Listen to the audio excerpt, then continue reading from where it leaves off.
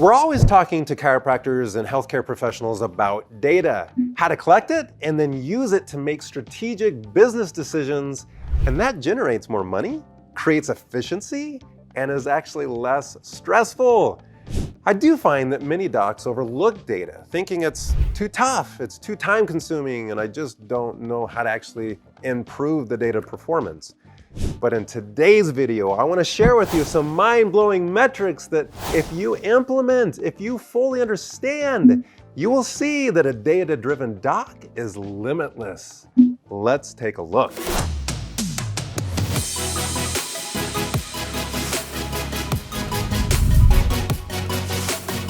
The first metric that I want to talk to you today is probably a metric you're not measuring, and it's called the culture index. So culture is what's the feeling within your team? What's the feeling within your practice?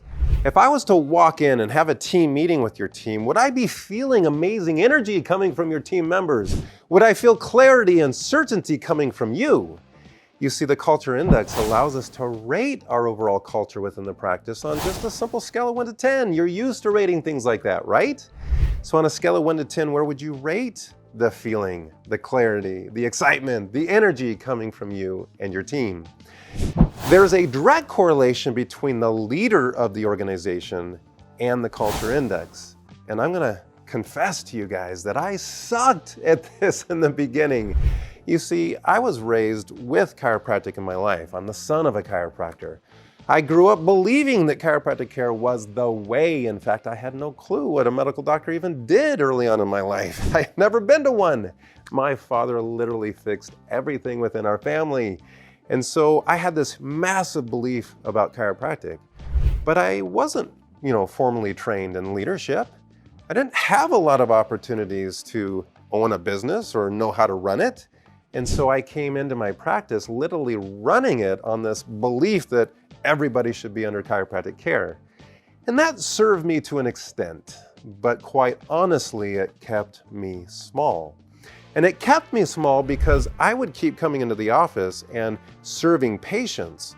And I would recruit and hire a team to do certain roles within the practice, but I didn't really know how to give them the very specific ways to measure the success of their role. And I certainly didn't understand how to train them to improve the outcomes of their role. And so at the end of the day, when we kind of walked out of the practice, I had this feeling like, man, we were busy today and we served a lot of patients, but I would just kind of wave to the team and say, hey, good job today. But in reality, what I was feeling on the inside was a little bit of resentment, that I was working harder than anybody else in the practice, that every single problem or fire or catastrophe that happened in the day, the team members would come to me to solve it. And I would solve it and I would, send them off to execute it. But it exhausted me and I mistaked busy for productive. I mistaked, purpose and passionate for profitable. And I had to shift that. I had to learn a completely new way to lead. I had to go on a journey of literally reading every great business book I could find on leadership. I had to go find great mentors that could transform me. And one of my recommendations for you is an incredible new book that I've been reading called Radical Candor by Kim Scott. She teaches a principle in here of leadership, that leadership is clear communication.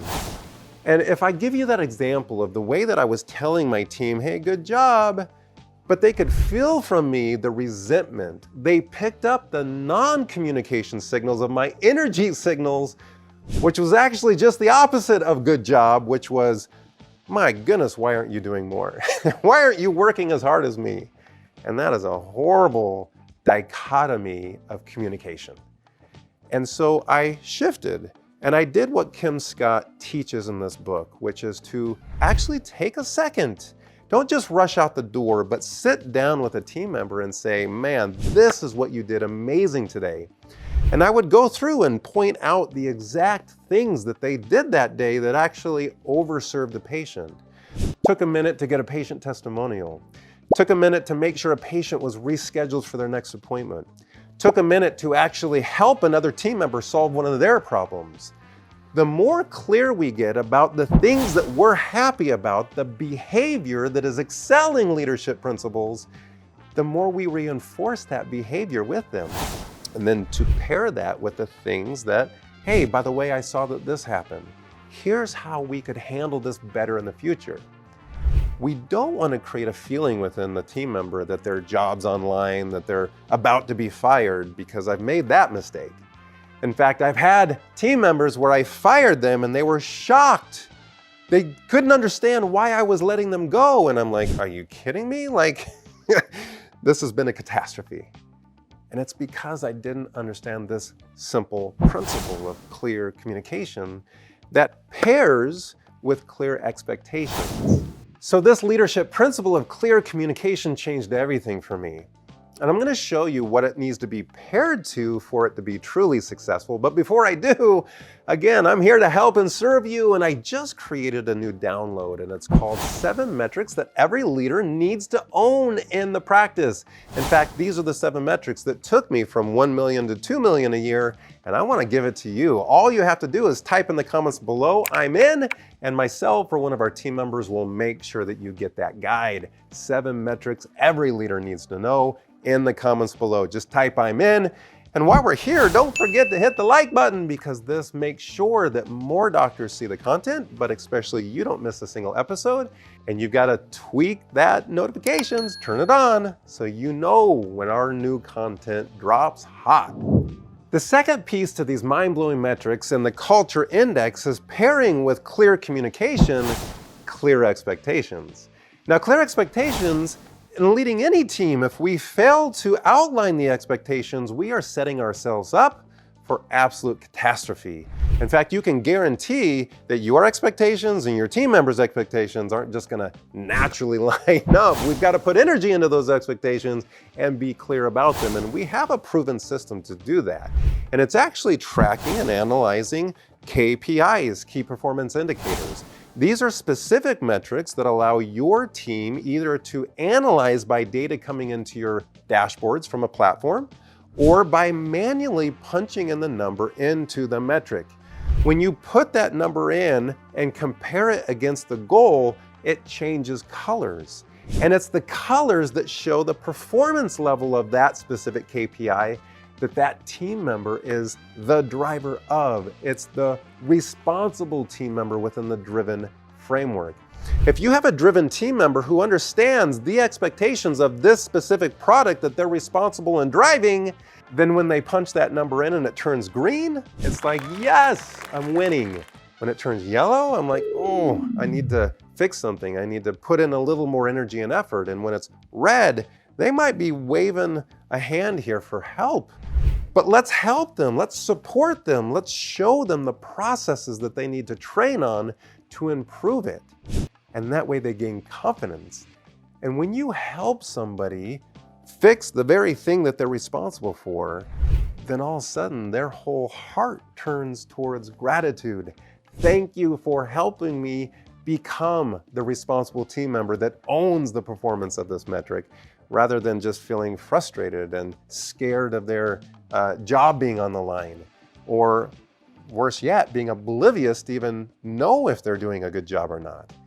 So this key system, these mind-blowing metrics, is that you have to actually have a data dashboard for the team member to engage in, so that they're clear on the expectations, the goals, the performance, and exactly how they're doing from day to day, and delivering that performance for the vision of the practice, making sure that everything is healthy and firing on all cylinders within your team. Now, in our profession, the average practice only has like 1.9 employees per practice, and I'm here to change that. I want to help you create so much demand in your practice that you've got to build an entire team. In fact, at the peak of my practice, when I was still in practice, we had almost 40 employees running our practice. So this is important understanding leadership. This is important understanding the process. And probably the most important thing I learned in building that team was that I actually needed the exact same processes and the exact same skill sets all the way back when I had one team member. Like, I could have solved so many headaches and problems if I would have had this framework. So in the comments below, will you just post how many team members do you have on your team, not including you? How many team members do you have on your team? Post that below. I don't care if it's 0 to 50. Post it below. We'd love to celebrate you. Now, I want to give you the exact framework of the next phase of mind-blowing metrics that you need to be tracking. And this is where we take one of those KPIs and we actually build the upstream numbers behind it. We call this conversion. We want to track conversion, and in your marketing and case acceptance process, this conversion is key. So we're looking at your marketing that's out in the digital world, and we're tracking engagements. How many people on a regular basis, daily, weekly, monthly, are engaging with your content, your ads? And how many of those engagements are now turning into leads? A lead is somebody who has raised their hand but hasn't necessarily scheduled an appointment yet. We then track that to the next metric, which is scheduled new patients. We want to look at the conversion rate between leads and scheduled new patients, between engagements and leads.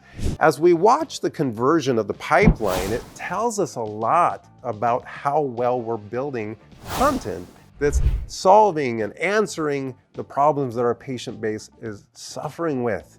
And as we're tracking that process now from scheduled, we want to track your show rate. What % of those scheduled new patients actually keep that appointment? There's a lot you can do between those steps to improve that show rate. And then, of course, what kind of experience did they have on that first appointment? And we're tracking the return appointment, that day 2. What percentage of them actually come back? Meaning that you met and exceeded their expectations on day 1. And then, of course, once they come back for that day 2 process, how many, what % of them are accepting your treatment recommendations? This is such a game changer when you're actually measuring the process, because this tells you where your weaknesses are. Immediately, where do you need to improve that process? Because if you can improve just one of those steps, most of the time we have what's called the multiplier effect. And these mind-blowing metrics may not be so much of what they are, it's watching them, it's improving them, it's sitting down with a team member and strategizing with them on what can we do to improve the outcome that this metric is measuring. That's the mind-blowing process. I know when I was working in practice, I wasn't in my early days measuring these numbers. And when I learned about them, when I began to understand how to make data-driven decisions, I was actually doing a 4-day process. Now, imagine this for a minute. I was seeing a patient, I was having them come back for day 2, and then I was having them come back for day 3, where they finally got their first treatment. Not until day 3. By day 4, we are doing our treatment recommendation and finally, moving them into an accepted case. But that was a long process, and a lot of patients were getting frustrated with having to wait so long before their first treatment. And so we began refining, we began working on the process, we began changing and testing. And it was that changing and testing that led me to a day 2 process. By the end of day 2, I was starting patients on care. And the coolest thing was that our start rates began to skyrocket. Our practice grew because we had more patients coming into our care plans. Our collections grew, which allowed me to hire more team members to reinvest back into marketing. And it changed everything. That is why these metrics are mind-blowing, because it's the power they have to grow your practice. It's the power they have by testing and measuring to know what's working and what's not. So I want you to connect from this video today the power of your leadership and understanding an engagement system for your team to know when they're winning and where they're not. Clear communication, clear expectations, and then conversion metrics. Those 3 things are going to change everything for you. And if you want a little hand-holding on this process, because I know it can be a little daunting, we created the Turn Your Data into Dollars Challenge, which goes through step-by-step of exactly how to do this.